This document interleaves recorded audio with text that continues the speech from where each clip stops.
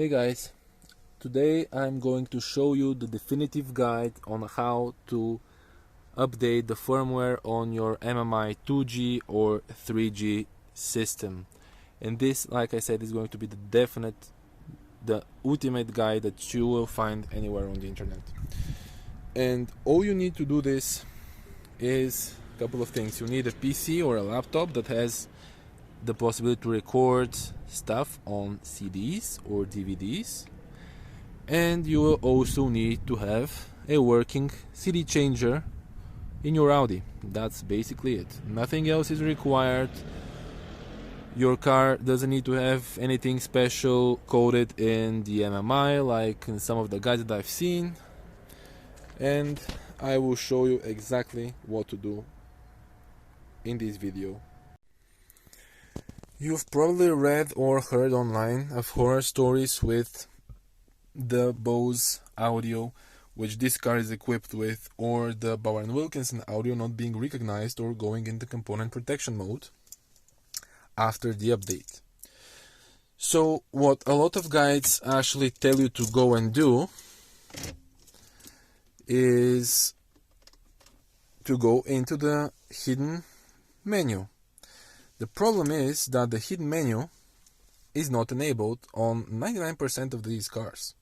In order to get the hidden menu to appear, it is the green hidden menu where there are additional options and you can add or remove stuff depending on what your car is equipped with. So in order to do that, in order to get this menu to appear in the first place, the problem is that you need either a VCDS or a Volkswagen Audio Group communication software. So the VCDS is basically a cracked software, so to speak. It is made for the guys at home that want to work on their Audis or Volkswagen or any other car from the Volkswagen Audi Group.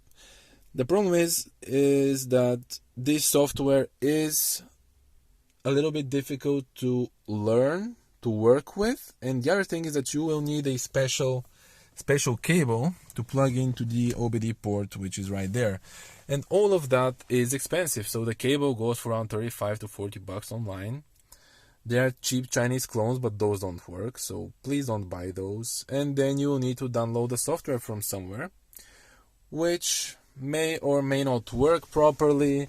Some of the cables don't work with the full version of the software. There are light versions of the software, but those don't have all of the possibilities. So what I'm going to show you now is how you can update everything. So your MMI 2G or MMI 3G, it's exactly the same procedure for both, with basically just hand tools. You'll need a couple of CDs. You can buy the cheapest crap that you can find in your local store.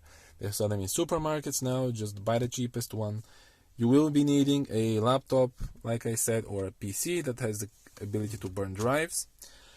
And you will need to put in the software there.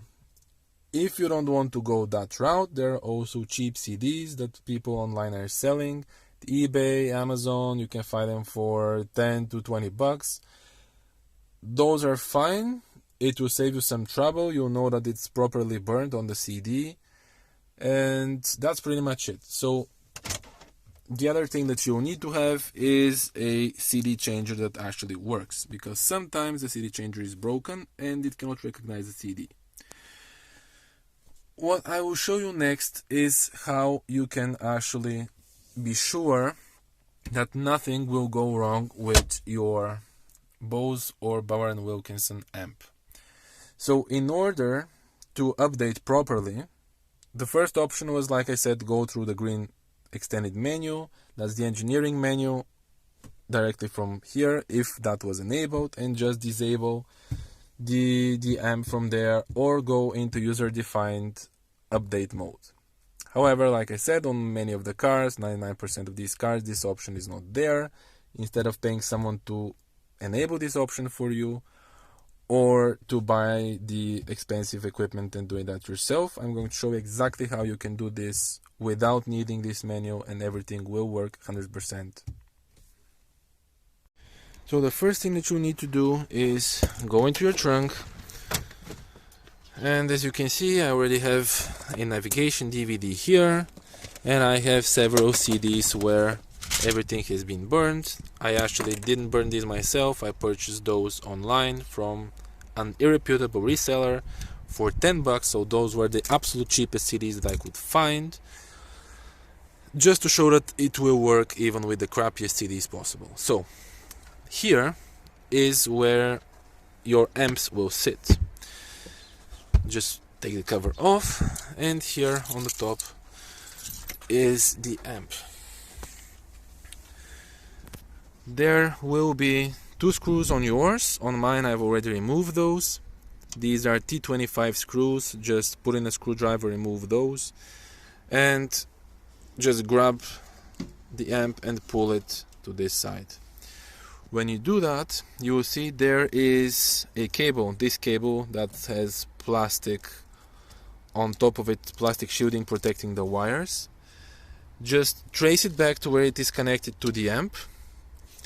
Right here in the back there is a little prong that you will have to click on in order to get it out, and here it is. So this is the little guy that you have to press in right here in order to remove it, and this is the fiber optic cable. Mine is a little bit broken, but that doesn't matter because it is working fine. As you can see, it's trying to send signal right now. So this is the fiber optic cable. There are 2 things that you can do here. One thing is to go and buy a fiber optic loop. Those go for about 15 to 20 bucks online. And what this will do is this will isolate the amp, so you can just plug the loop to this. You need a female plug it in, and this will basically loop the signal sent through this wire to this wire, and the car will think that everything is fine, but the amp will not be connected. This way, when you do the update, the amp is not going to get updated, and it's not going to go in component protection, and thus leaving you with audio coming only through the left side, so the driver's side, speakers, or no audio at all. The other option is what I'm going to show you right now. It's a little bit more finicky, but it's cheap and it works. The first thing you need to do is, like I said, take the cable out of the DSP, and there you will see here on the connector a small blue plug. This is the retainer. It looks like this on this side. This is the top side, and then on this side it looks like this. You need a small flathead screwdriver, pry on the plug, so push it down from this side and just remove the blue retainer. I'll do that off camera because I need both hands to do that, and now we'll show you what to do next. This is the connector, and this is the blue retainer. It's not what it looks like. When you take the retainer off, the cables will want to automatically spring out. What you have to make note of is which cable goes where. On mine, and I guess on any other car, the cable with this little info tag on it is the one that sends signal. So it's the one that actually sends it's trying to send signal right now. And this one goes with the arrow in, so this top one. The other one, which currently is not sending signal, is the one that goes back. So you will need this information in order to put everything back in correctly when you're finished. What you need to do next is basically to create your own fiber optic loop. So you'll need a way to mate both of these together. And the easiest way to do that is by using the original connector. So just put in the connector over one of the cables so that it goes in, just like this. It's not all the way in, it's just in. Then take the other connector and put it on top. I'll need both hands to do that, but I will show you that it will work. So I have created now my own fiber optic loop, like you can see. Just don't touch it unless it is touched or moved around. It won't create any trouble. So this is the way it's done. The cables are securely in there. What you can do is, if you want to be 100% sure nothing will go wrong, you can put a piece of tape or electric tape or some of this crap that I have lying here. Just put it in so that it's secure, so that the cables don't move around, because if they move, then there might be a problem. So just put in some tape just so that you're sure that the cables aren't going to move, and then we can proceed with updating the MMI. So now we're back in the car, and some of you might be wondering, well, why do we need to create the fiber optic loop? Can't I just unplug those cables from the back of the DSP and update the system then? The answer to that question is, it's a good idea, but it won't work, because the MMI will sense that there is a break in the system somewhere. And when you go and put in your key, the screen is not going to light up. So now, how do you know if the loop is working? You'll know when you actually put in the key and your MMI screen is working. It wouldn't be working if there was a problem with the loop in the back. So, next step, what do? We open the glove box and we eject the CDs that we have in there. So all of the CDs, if you have one or more CDs, just eject those.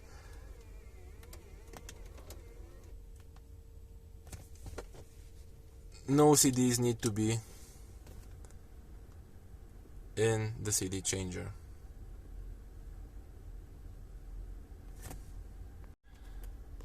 My CD changer has finally decided to give me back the CD that I had inside. I'll just put that to the side here, and I will go and put in the other CD. So before I put in the CD, I just want to explain what of the 3 CDs from the MMI upgrade package does. The first CD is, let's say your car is a little bit older, the MMI wasn't updated. On mine, the original version that I have here is 3450. That's a quite old version. So if you have 3460 version of the MMI or older, you will need the first CD. CD1 updates older versions of the MMI to version 5150.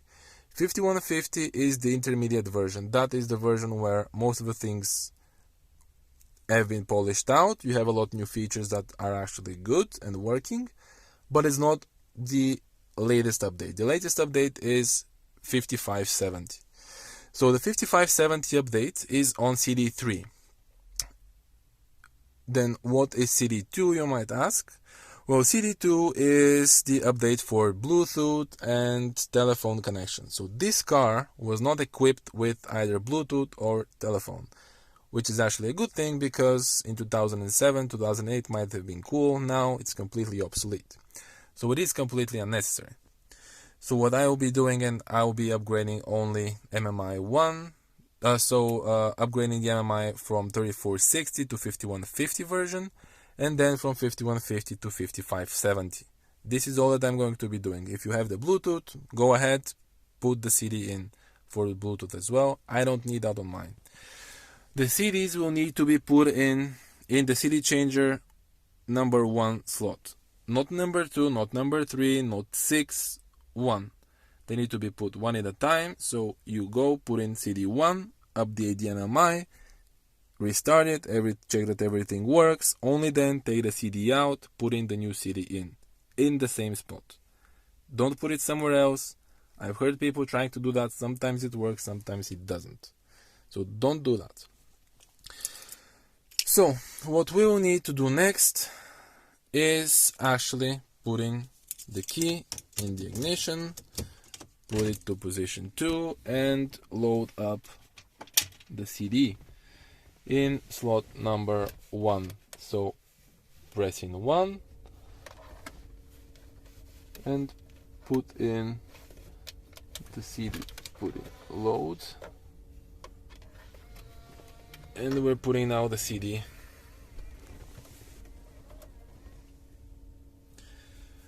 How do you go to the software update screen on here? quite easy. You go to car, press car, you go to this, and then you press on return, and the screen should show. If it doesn't, you might need to click on car and return at the same time. Hold those and then lift your finger off the car button. Continue pressing on the return. If this also doesn't work, when you're on this menu, press on setup and then on return. And yep, it's showing now. There are different procedures because there are different versions of the car, US, Russian, European, and it depends with which button combination it will work. On some it works with just car and return, with others you need setup and return, but either way you will need to be in the menu of the car first. If you try to do that outside of the car menu, again, it will not work properly. So now all you need to do is click on software update with this button right here. Just select software update.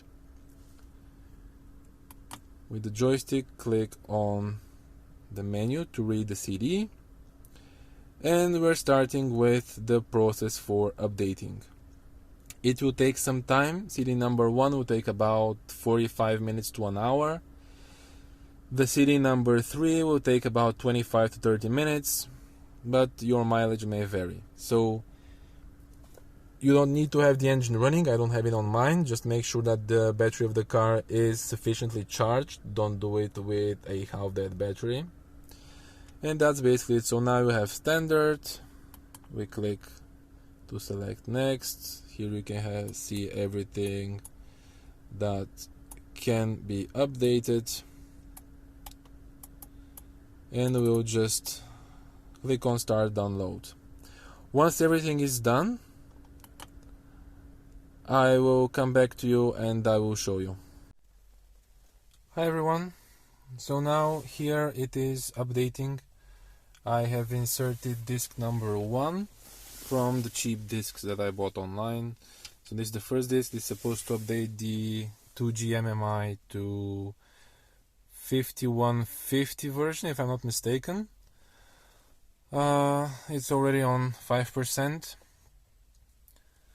Sorry for the defocusing. It's a bit dark outside and it's really raining, so that's why the camera is having a little bit tough time.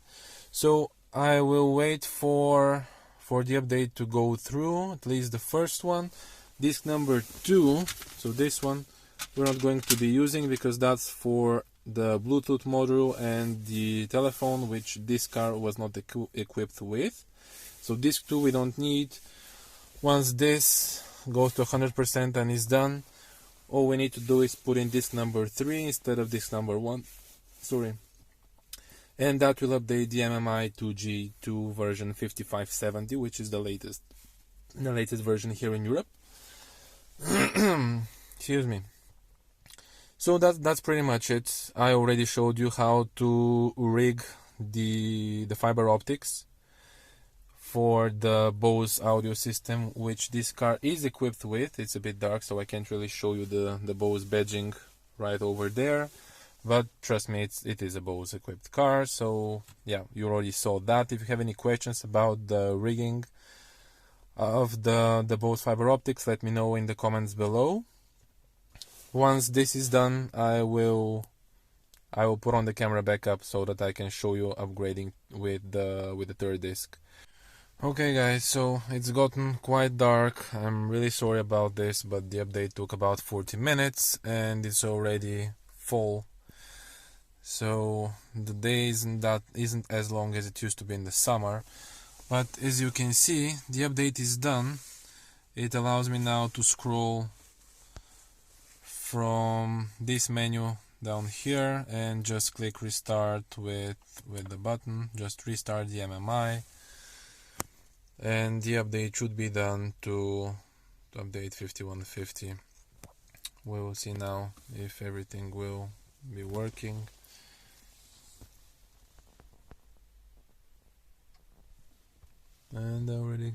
Can you see that the screen is booting up? It says Audi S6.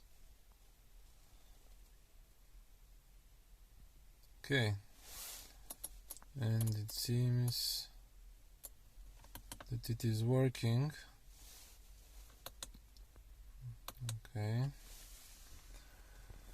Okay, so this was basically the update for the first CD. I will think about if I will be updating to the other disc, the disc number 3, with the update to 5570 today or maybe tomorrow during the daytime, because as you can already see, it's super dark outside. One can barely see anything. Hey guys, it's a new day. It was quite late and I was a lot tired, so I decided to do this another day. Now I have the CD3 in the CD changer, and I'm going to do the update from CD3 to version 5570 from 5150 that I did in the other day.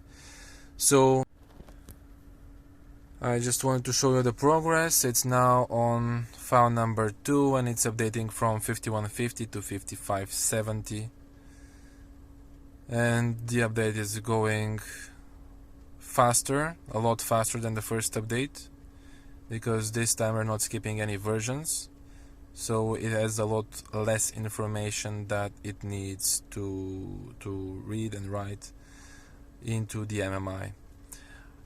When everything is done, I will get back to you and show you how to tidy up all of the mess that we have created in the trunk.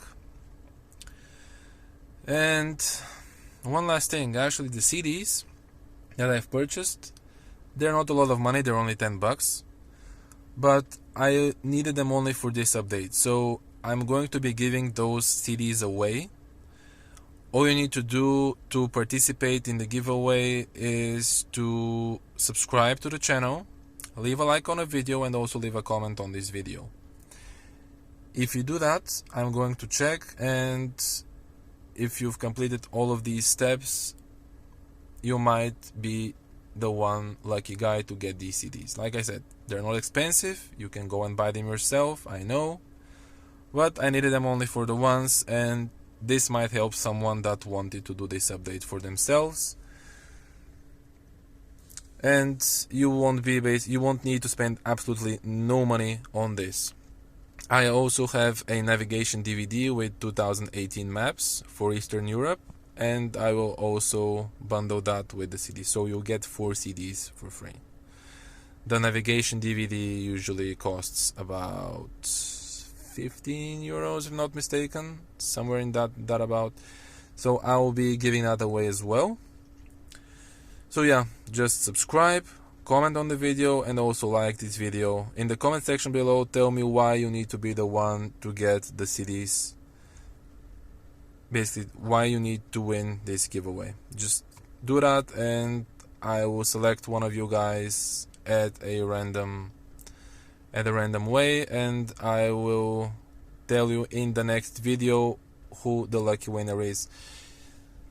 Please only participate people from Bulgaria, because otherwise the cost of sending the CDs will be too much for me, at least for now. I will be doing future giveaways that are for entire Europe, but for now, just please, this will be only for people from Bulgaria. So BG Bulgaria only. That's it. As promised, I'll show you how to tidy up the mess that we created. So just remove all of this. Take back the cables. Check if this cable is in the correct position, and it's not. This cable needs to go back here, because this is the one that is actually sending the signal. So it is the in cable right here. Push it all the way in, and then also mate the other cable. Put both cables in the connector, push them all the way in, and then all you need to do is put in the little retainer. You can see there's a little pin in the retainer, so it goes only one way. You cannot really mess that up. Just push it in, tug on the connectors, see if they are in the correct way, and they sure are. And now just put this back in the amp.